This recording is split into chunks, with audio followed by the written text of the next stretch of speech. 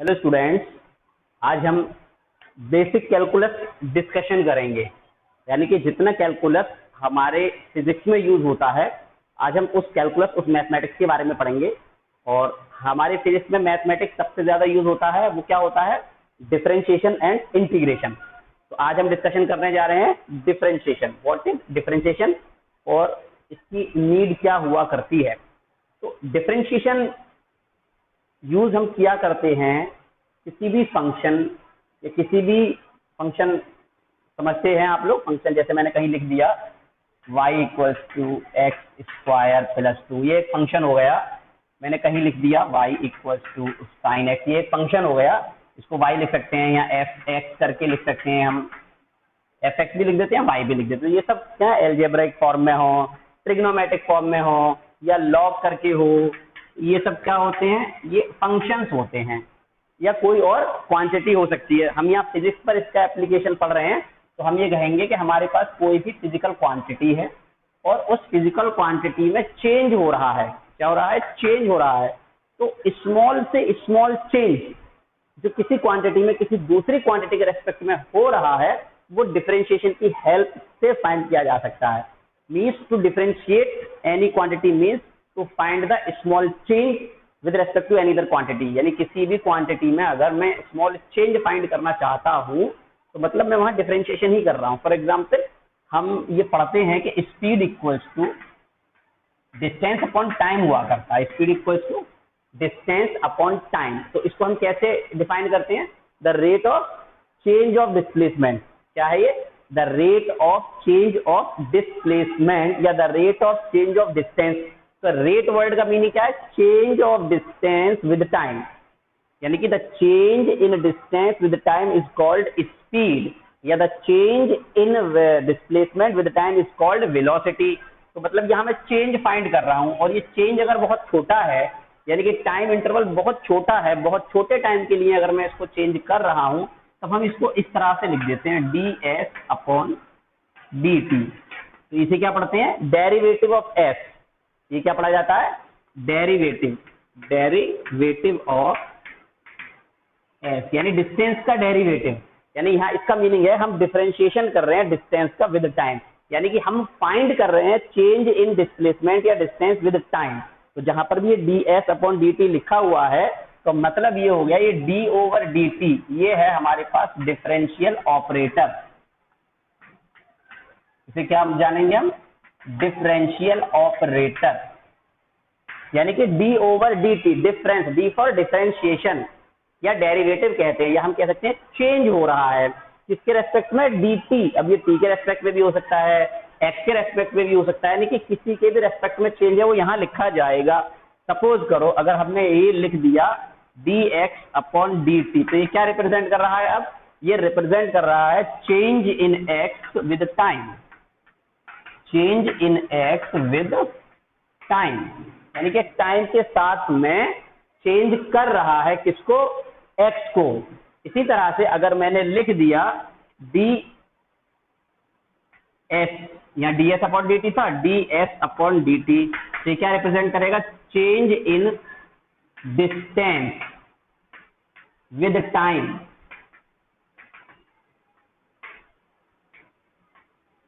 With time, time के respect में change जहां जहां हो रहे हैं, जिसमें वो इस तरह से हम रिप्रेजेंट कर सकते हैं। हम कर सकते हैं dv अपॉन dt। ये क्या होता है हमारे पास? Change in velocity with time. इसको हम क्या लिख सकते हैं? Change in velocity with time. तो इसका मतलब हो जाता है एक्सेलरेशन। ये क्या हो जाता है? एक्सेलरेशन हो जाता है हमारे पास, क्योंकि वेलोसिटी में चेंज विद टाइम हम एक्सेलरेशन पढ़ते हैं। तो ये क्या है? हम छोटा चेंज, बहुत स्मॉल से स्मॉल चेंज अगर मुझे किसी क्वांटिटी में करना है फाइंड किसी दूसरे के रेस्पेक्ट में, तो वहां उसका मीनिंग क्या रहता है? Differentiation. D over D T क्या पढ़ता है? Differential operator. तो हम क्या करते हैं? वहां पर डिफरेंशिएशन करते हैं, और इस डिफरेंशिएशन का हम काफी यूज करने वाले हैं अपने फिजिक्स में। तो और इसके बारे में जानते हैं, इसको सभी बच्चे समझेंगे अच्छा करके। तो जहां पर डिफरेंशिएशन वर्ड लगेगा, मतलब क्या है? हम चेंज कर रहे हैं जिस भी क्वांटिटी का डिफरेंशिएशन, यानी डिफरेंशिएशन ऑफ डिस्टेंस। तो हम यहाँ डिफरेंशिएशन ऑफ डिस्टेंस का मतलब क्या कर रहे हैं? डिस्टेंस में चेंज फाइंड कर रहे हैं टाइम के रेस्पेक्ट में। यानी कि जब एक क्वांटिटी दूसरे क्वांटिटी से रिलेटेड है, जैसे डिस्टेंस हमारा टाइम से रिलेटेड है, जैसे जैसे हमें आगे बढ़ते चले जाना है टाइम भी हमारा बढ़ता चला जाएगा, या हमारे पास स्पीड है तो कम टाइम में हम ज्यादा तेज चल रहे हैं तो कम टाइम में हम ज्यादा स्पीड डिस्टेंस ट्रेवल कर सकते हैं। यानी कि यहाँ पर एक दूसरे के क्या है, ये रेसिप्रोकल है वी टी के, या ये हम कह सकते हैं डी टी का असर, टाइम का असर किसे पड़ेगा, डिस्टेंस पर। हम एक कांस्टेंट स्पीड से चल रहे हैं, तो अब अगर मैंने कहा 2 सेकंड में मैंने कितनी डिस्टेंस ट्रेवल कर ली, 10 मीटर, तो अगले 2 सेकंड में कितनी करूंगा, 10 मीटर। वहीं अगर मैंने इंटरवल अब 3 सेकंड ले लिया तो मैं 10 से ज्यादा कर दूंगा। यानी कि चेंज हो रहा है, टाइम चेंज कर रहे हैं तो डिस्टेंस भी चेंज होते जा रहा है। तो यही प्रोसीजर फाइंड करने का क्या कहलाता है, डिफरेंशिएशन। आइए आगे समझते हैं हम इसको थोड़ा सा।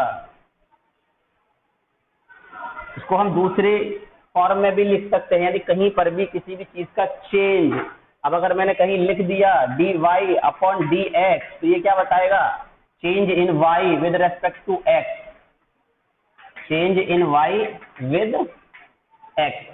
तो मोस्टली जो हम फिजिक्स में पढ़ेंगे वो चेंज किसके रेस्पेक्ट में पढ़ेंगे, ज्यादातर मोस्टली टाइम के रेस्पेक्ट में पढ़ेंगे हम। किसके रेस्पेक्ट में, टाइम के रेस्पेक्ट में। और भी हो जाता है यहाँ पर, जैसे अगर मैं कह सकता हूं D theta upon D T, और थीटा क्या है, एंगल, तो change in angle with time, change in angle with time. तो ये क्या पढ़ सकते हैं, डिफरेंशिएशन ऑफ एंगल। थीटा का डिफरेंशिएशन कैसे हो सकता है, ये सर्किल है हमारा, यहाँ पर कोई ऑब्जेक्ट यहाँ से चलना स्टार्ट किया, बी पर पहुंच गया, तो ये क्या आ गया, एंगल थीटा आ गया, फिर बी से सी पर आ गया, फिर सी से इधर चला गया डी पर, तो पहले एंगल थीटा, फिर अगला थीटा, फिर अगला थीटा। तो ये क्या हो रहा है, पहले इतना एंगल था, थोड़ी देर के बाद एंगल फिर बढ़ गया, थोड़ी देर के बाद एंगल फिर बढ़ गया, यानी कि there is a change in the angle with time. तो उसको हमने ऐसे शो कर सकते हैं, अगर वो थीटा मेरा कहीं टाइम से जुड़ा हुआ है, यानी टाइम पर डिपेंड कर रहा है, तो उसको मैं इस फॉर्मूले की हेल्प से क्या कर सकता हूँ, फाइंड कर सकता हूँ। तो ये है लिखने का मेथड, यानी कि डिफरेंशिएशन को, डेरिवेटिव को कैसे लिखते हैं, वो ये मेथड है हमारा। हम डी अपॉन डी एक्स या डी अपॉन डी टी या डी अपॉन डी वाई, जिसके रेस्पेक्ट में चेंज हो रहा है, उसको यूज कर लेते हैं। अब करते कैसे हैं, मेथड ऑफ डिफरेंशिएशन हम सीखेंगे। हम क्या सीखेंगे अब, मेथड ऑफ डिफरेंशिएशन। तो पहले हमारे पास कुछ फॉर्मूला है, तो पहला फॉर्मूला हम सिर्फ एक्स के रेस्पेक्ट में कर रहे हैं। हम यहाँ पर क्या कर रहे हैं, एक्स के रेस्पेक्ट में। हम टाइम के साथ भी ले सकते हैं, जैसी हमारी रिक्वायरमेंट होगी हम यहाँ पर वही वेरिएबल ले लेंगे। अगर एक्स में चेंज कर रहे हैं तो एक्स ले लेंगे, टाइम में चेंज कर रहे हैं तो टाइम ले लेंगे, यानी टाइम के हिसाब से चेंज हो रहा है तो डी ओवर डी एक्स। और अगर कोई कांस्टेंट टर्म है मेरे पास, के फॉर कांस्टेंट मान लो या सी फॉर कांस्टेंट मान लो, तो इसका चेंज नहीं होगा, जीरो आएगा। क्योंकि अगर कोई वैल्यू कांस्टेंट है, जैसे कि मान लो हमने कहा कि एक ऑब्जेक्ट रेस्ट में है, चलो ऑब्जेक्ट एक ऑब्जेक्ट है, मूव कर रहा है कांस्टेंट स्पीड से, यानी कि अगर मैंने स्टार्ट किया t इक्वल टू 0 और इसकी स्पीड मैंने ले लिया 5 मीटर पर सेकेंड, t इक्वल टू 0 पर स्पीड क्या थी, 5 मीटर पर सेकेंड। फिर मैंने कहा 2 सेकंड के बाद, 2 सेकंड के बाद स्पीड क्या है, वो भी 5 मीटर पर सेकेंड। अगर अब मैं कहूं तुमसे कि इसमें चेंज बताओ, यानी कि कांस्टेंट हो गया 5 मीटर पर सेकेंड, कैसा रहा, यानी टाइम बढ़ रहा है और स्पीड कैसी हो रही है, कांस्टेंट हो रही है। तो अब मैंने तुमसे कहा इसका चेंज निकालो, क्या निकालो, चेंज इन स्पीड निकालो जरा, इसका डेल्टा वी से दिखा दिया। मैंने कहा v1 माइनस v2 कितना आया, 5 माइनस 5 जीरो ही आया, यानी कांस्टेंट क्वांटिटी में चेंज जीरो रहेगा। तो ये क्या बताता है, d over D x. D over D x का मतलब ये है चेंज इन के विद एक्स। एक्स कुछ भी क्वांटिटी हो सकती है, मेरे पास टाइम हो सकता है ना, एंगल हो सकता है, या कुछ और भी हो सकता है। तो ये चेंज पूछ रहे हैं मुझसे, तो कांस्टेंट में चेंज कैसा हो गया, जीरो, इसीलिए डिफरेंशिएशन ऑफ कांस्टेंट टर्म क्या रहेगा, जीरो रहेगा। नेक्स्ट हमारे पास formula d over D x और x raise to the power n, ये x है और ये n है, ध्यान रखेंगे एक जैसा लग रहा है लिखने में, ये x है और ये n है पावर पर, तो ये होता है एक पावर कम कर दिया हमने यहाँ x n minus one, n into X N minus one. अभी अप्लाई करना सिखाएंगे सारे फॉर्मूला। तो ये दूसरा फॉर्मूला है। अब अगर कहीं हमारे पास सिर्फ और सिर्फ n नहीं है, n की वैल्यू अगर 1 है, सिर्फ x है हमारे पास, तो 1 और 1 तो ये 1 आ जाता है टोटल, यानी dx और dx 1 होगा। जैसे यहाँ x का x के रेस्पेक्ट में करेंगे 1, y का y के रेस्पेक्ट में करेंगे 1, z का z के रेस्पेक्ट में करेंगे 1, वैसे भी देख सकते हो कैंसिल करके 1 आएगा, तो सेम क्वांटिटी का, लेकिन अगर कोई पावर हो जाती है x की जगह पर x स्क्वायर हो जाता तो 1 नहीं होगा ये, तो फिर इस फॉर्मूले का यूज कर लेंगे हम। इसी फॉर्मूले का यूज करके ये 1 हुआ है, डायरेक्ट याद कर लेते हैं, सेम क्वांटिटी का सेम के रेस्पेक्ट में डिफरेंशिएशन हो गया 1। अब एक चीज और याद करेंगे हम, इसी फॉर्मूले को थोड़ा चेंज करके हम लिख देते हैं इस फॉर्मूले को। तो इसको एक ये तरीका और है इसका, d/dx। अगर तुम्हारे पास इससे पहले कोई कांस्टेंट नंबर जुड़ा हुआ है, k का मतलब कोई कांस्टेंट, और हमने ये बताया था कि यहाँ पर k का डिफरेंशिएशन क्या होता है, 0 होता है, तो अगर तुम इसको इस फॉर्मूले की हेल्प से करोगे तो 0 कर दोगे। लेकिन अगर कांस्टेंट के साथ कोई वेरिएबल टर्म है, जैसे अगर सिर्फ और सिर्फ d/dx हमने लिखा, इसका चेंज निकालो 5 का, तो ये तो 0 होना ही होना है। लेकिन अगर मैंने कहा कि d/dx और 5 के साथ x और है, तो अब तुम 5 को 0 नहीं करोगे, वेरिएबल के साथ जो कांस्टेंट होता है वो बाहर लिखा जाता है, उसका कोई भी यूज नहीं होता, और इसका क्या होता है, 1 होता है। तो ये आंसर 5, d/dx देखो ये 1 है हमारे पास। तो ऐसे ही इस फॉर्मूले का जो सेकंड फॉर्म है, तो कभी भी तुम्हें अगर इस तरह से कांस्टेंट और वेरिएबल दे रखा होगा तो तुमने कांस्टेंट को बाहर कर देना है, सिर्फ और सिर्फ वेरिएबल का ही डिफरेंशिएशन करना है। ये वाला फॉर्मूला हो गया हमारे पास, यानी k तो यही रहने वाला है, n x और n-1 हो जाएगा। ओके, अब आगे बढ़ते हैं। तो हमारे पास अगर d/dx e⁻x, ये एक्सपोनेंशियल फंक्शन होता है, बहुत कम यूज करते हैं फिजिक्स में, मैथ्स में उसका यूज होता है, लेकिन हम यहाँ इसका फॉर्मूला याद कर लेंगे। सिक्स हो गया हमारे पास d/dx log x होता है 1/x, log x 1/x हुआ करता है। ये सारे फॉर्मूला हमें याद रखने हैं, हम सिर्फ उतना ही फॉर्मूला तुम्हें लिखाएंगे जितना तुम यहाँ पर यूज करोगे, ज्यादा नहीं लिखाएंगे। d/dx sin x का यूज हम बहुत करेंगे, cos x हो जाता है, और d/dx cos x का यूज करेंगे, माइनस साइन x हो जाता है, यानी x और x यहाँ पर वेरिएबल सेम होने चाहिए। साइन के साथ x है तो x, साइन के साथ थीटा है तो थीटा, साइन के साथ t है तो यहाँ t होगा, इसके रेस्पेक्ट में किया जाएगा डिफरेंशिएशन। d/dx tan x अगर है तो sec स्क्वायर x हो जाएगा, और d/dx अगर कहीं cot x है तो माइनस कोसेक स्क्वायर x रहेगा। d/dx sec x है तो sec x tan x रहेगा, और d/dx cosec x है तो minus cosec x into cot x रहेगा। तो ये कुछ फॉर्मूला हैं जिनका हम यूज करने वाले हैं, तो ये सभी को याद होने चाहिए, जैसी जैसी रिक्वायरमेंट होगी वैसा वैसा अभी बताते चलेंगे हम। तो सभी लोग ये फॉर्मूले याद कर रहे हैं, उसको नोट कर लेना है सभी को। आइए अब आगे बढ़ते हैं।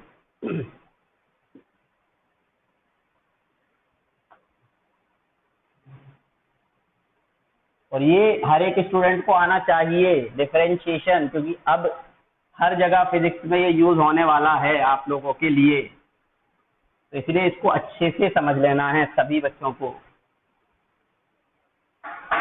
ठीक है, मेथड ऑफ डिफरेंशिएशन पढ़ रहे हैं हम अब।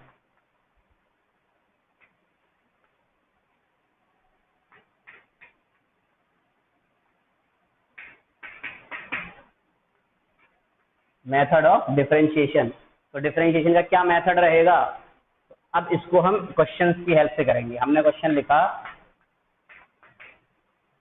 फाइंड द डेरिवेटिव, या डेरिवेटिव का मीनिंग डिफरेंशिएशन से ही है, ऑफ द फॉलोइंग, नीचे दे रखे हैं अभी हमें, विद एक्स, यानी एक्स के रेस्पेक्ट में मुझे करना है, एक्स के साथ। तो पहला पार्ट है मेरे पास x³ + 5, दूसरा है √x + 3, तीसरा है मेरे पास x² + 2/x, ABC, और नेक्स्ट है मेरे पास 3x + 2 का होल स्क्वायर। ये कुछ मेरे पास क्वेश्चंस मैंने ले लिए जिनका हमें डिफरेंशिएशन करना है अभी, और लंबे लंबे भी करने हैं हमें, थोड़े छोटे छोटे करते हैं हम, दो दो टर्म वाले, यानी कि टर्म कितने भी हो सकते हैं, 3 4 से 8, कोई फर्क नहीं पड़ता उससे। तो अब हमने पहले वाला पार्ट उठा लिया अपना, देखो ये है, इसका मुझे डिफरेंशिएशन करना है।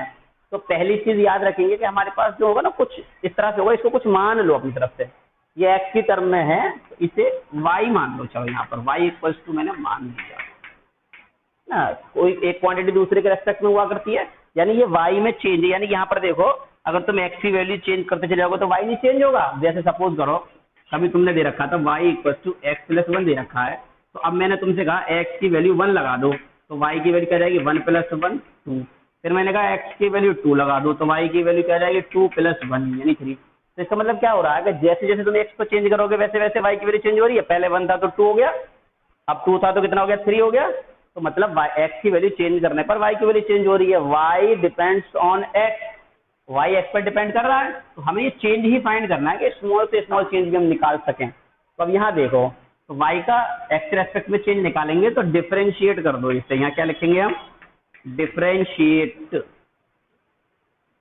With respect to, with respect का मतलब क्या, किसके साथ, with respect to x, x के साथ y का चेंज। तो यहाँ क्या लिख देंगे d, पहले क्या होते हैं d over D x y में कर रहे हैं, और इधर भी क्या लिख दिया d ओवर डी एक्स, ये है रहने दिए पहला स्टेप। दोनों साइड क्या लिख देते हैं d over D x. D का मतलब क्या बताया ना, डिफरेंशियल ऑपरेटर, क्या बताएगा ये, इसका मतलब ये है डेरिवेटिव ऑफ y, यानी differentiation of y with respect to x का मतलब क्या है, differentiation of this with respect to x। इस पूरी क्वांटिटी का x के रेस्पेक्ट में क्या कर रहे हैं हम, डिफरेंशिएशन। अब देखो आगे बढ़ते हैं, इसको हम क्या लिखेंगे, ये तो हमारे पास dy अपॉन dx हो गया। अब ये पहला टर्म है d over D x x cube, ऐसे अलग अलग लिख सकते हैं या एक साथ भी कर सकते हैं, कोई फर्क नहीं पड़ेगा। और ये क्या 5।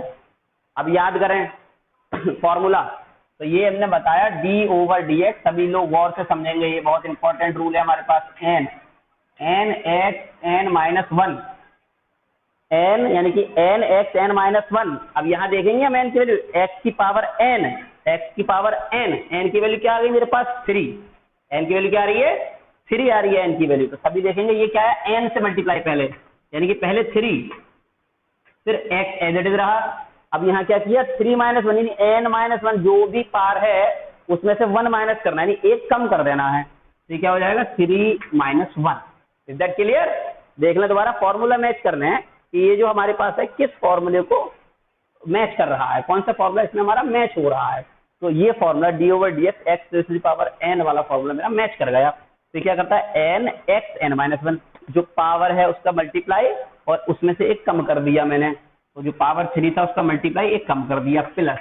फिर हमने एक फॉर्मूला पढ़ा कि d ओवर डी एक्स और कांस्टेंट k 0, यानी x है और यहाँ पर कांस्टेंट है, यहाँ पर x है और यहाँ पर कांस्टेंट है, तो 0 हो गया। क्या बचता है 3x स्क्वायर। तो ये हमारा डिफरेंशिएशन आ गया पहले वाले, यानी कि ये चेंज होकर यहाँ तक पहुंच गया पहले स्टेप में। अब देखो यहाँ से, यहाँ पर जब तुम इसको वैल्यू लगाओगे तो x वैल्यू 2 लगा दो तो 2 2 4 2 8 प्लस 5 13 आएगा, और ये x वैल्यू 2 लगा दो तो 2 2 4 3 12 ही आएगा, यानी कि चेंज होकर कम हो गया। तो मतलब वैल्यू थोड़ी छोटी होती चली जाती है। जब हम डिफरेंशिएशन करते हैं तो डिफरेंशिएशन करने का मीनिंग क्या है, तो जो वैल्यू है वो उसके बाद क्या होगी, छोटी होती चली जाएगी। चेंज हम फाइंड कर रहे हैं। तो ये पहली बात हो गई, understand, are you getting? Okay, move to next. अब हम नेक्स्ट पढ़ते हैं बी पार्ट। अब देखो इसको, रूट एक्स प्लस 3, तो y equal to under root X plus 3। अब बच्चे कहेंगे अंडर रूट का तो फॉर्मूला कोई बताया ही नहीं सर ने, है ना। अब देखो इसको कैसे डील करेंगे। तो पहला टाइम वही होगा हमारा डिफरेंशिएट, शॉर्ट में लिखेंगे अब हम differentiation with respect to X, short में लिख दिया differentiation with respect to X. तो क्या करना है, इधर भी डी ओवर डी एक्स यानी D Y upon D X हो जाएगा ये, और इधर भी डी अपॉन डी एक्स लगाएंगे, यानी कि अंडर रूट एक्स प्लस 3। अब क्या कर लेते हैं सेपरेट कर लेते हैं, यानी अलग अलग टर्म का डिफरेंशिएशन करना है मुझे। तो d अपॉन डी एक्स और ये under root X plus d upon D X 3। ठीक है। अब यहाँ देखो फॉर्मूला मैच नहीं कर रहा किसी से, कैसे नहीं करेगा, देखो रूट का मतलब क्या होता है, रूट का मतलब होता है पावर 1/2। रूट का मतलब 1/2 पावर, पहले अभी मैंने इसका डिफरेंशिएशन नहीं किया है, अभी सिर्फ इस पावर को लिख दिया है, और ये डिफरेंशिएशन कर लो, 0 हो गया, कांस्टेंट है।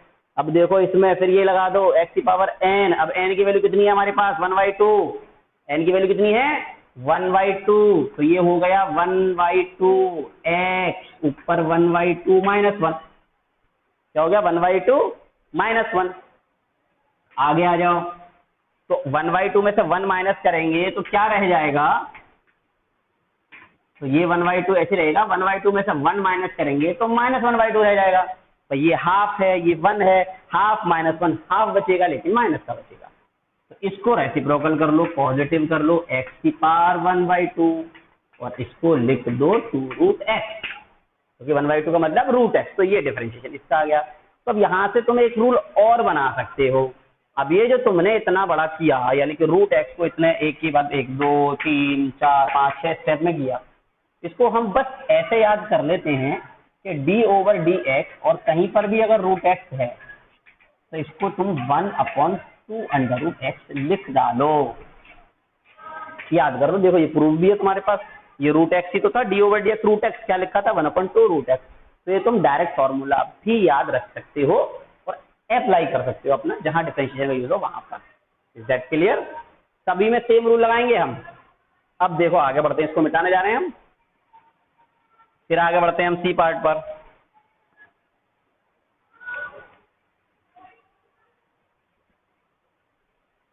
अब सी पार्ट है हमारा x² + 2/x। अब ये तो डिवाइड में आ गया, अब क्या करें, पहले डिवाइड कर लेते हैं, यानी डिफरेंशिएशन करने से पहले इसको थोड़ा सा सॉल्व कर लो, x और +2/x। तो ये क्या रहेगा, x बचेगा, ये क्या बच गया x, और ये क्या बच गया x।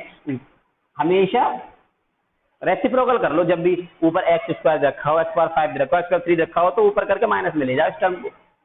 अब यहाँ डिफरेंशिएशन कर डालो अपना, तो डिफरेंशिएशन यानी कि dy/dx इधर रह गया, इस वाले टर्म का d/dx x प्लस इस वाले टर्म का, तो मैंने क्या बताया था, जब भी कांस्टेंट साथ में होगा तो इस कांस्टेंट का कुछ भी यूज नहीं है, क्या है, ये बाहर रह गया और ये -1 हो गया फॉर्मूला। तो फॉर्मूला d/dx x क्या बताया हमने 1, d/dx x के साथ में 1 सिंगल पावर वाला टर्म है, तो +2। अब यहाँ बताओ n, वही d/dx x की पावर n वाला फॉर्मूला यूज करो, तो जब d/dx x की पावर n होगा तो क्या करेंगे, n पहले क्या लिखो, n का मतलब क्या है यहाँ -1 x, और इस n में से एक कम कर दो तो n का मतलब तो -1 है, एक और कम कर लो, तो 1 2 1 2 -2x, -1 कितना हो गया -2 हो गया, तो 1 + 2/x² हो गया, ये वाला डिफरेंशिएशन भी हो गया। और आगे देखते हैं हम इसको, और आगे चलते हैं, तो अब जी वाला पार्ट देखते हैं अपना लास्ट पार्ट। ये डिफरेंशिएशन का मेथड सीख रहे हैं हम कि हम किस तरह से किसी भी क्वांटिटी का डिफरेंशिएशन करेंगे। आगे बढ़ते हैं, अच्छे से समझना है।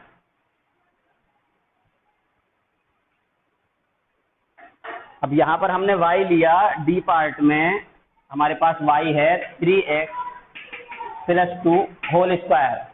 तो जब अब इसका फॉर्मूला तो मुझे पता नहीं है, तो जब तक फॉर्मूले के जैसा कोई टर्म ना दिखे तब तक क्या करो, सॉल्व करो उसे। तो यहाँ पर a + b का होल स्क्वायर है, पहले इसको ओपन कर लो, a + b का होल स्क्वायर, तो ये a² यानी कि 9x² + b² 4 + 2ab 3 2 6 2 12ab।